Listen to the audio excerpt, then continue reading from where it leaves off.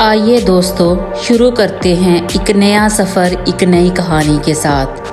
ایک غریب شخص ایک گاؤں میں رہتا تھا۔ اس غریب انسان نے 20 سال تک ہر پیسہ بچایا اور اپنے خاندان کے لیے ایک گھر بنانے کے لیے اس پیسے کو استعمال کیا۔ آخرکار اس کا گھر تعمیر ہوا اور تیار ہو گیا۔ اس کے بعد ایک مبارک تاریخ منتخب ہوئی کہ اپنے نئے گھر میں اپنے خاندان کے ساتھ منتقل ہوں گا، مگر اس دن سے صرف 2 دن پہلے زلزلہ آیا اور اس کا گھر مکمل طور پر تباہ ہو گیا۔ جب غریب شخص کو خبر ملی، اس نے بازار جا کر مٹھائی خرید لی اور پھر اپنے گھر کے مقام پر پہنچ گیا جہاں کئی لوگ جمع تھے، اور انہوں نے اسے اپنے گھر کے نقصان کی بات بتائی۔ موجودہ تمام لوگ حیران ہو گئے کیونکہ اس نے لوگوں میں مٹھائی تقسیم کرنی شروع کر دی۔ اس کے بعد اس کا ایک دوست اس کے پاس آیا اور بولا، کیا تم پاگل ہو گئے ہو؟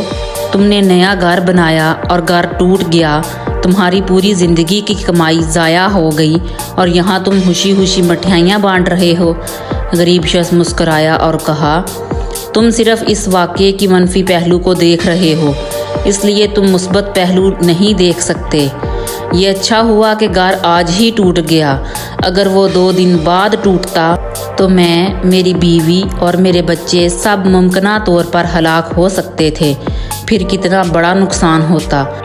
تو جو بھی ہوا اچھا ہوا۔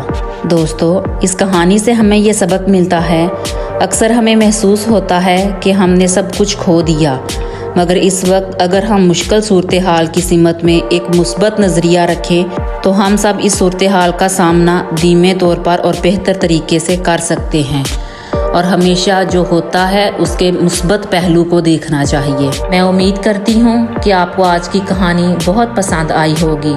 آپ کو آج کی کہانی کیسی لگی یہ کمنٹس میں بتائیں، اور میرے اکاؤنٹ کو سبسکرائب کریں تاکہ ہم ہر روز ایک نئے سفر، ایک نئی کہانی اور ایک نئے سبق کے ساتھ ملتے رہیں۔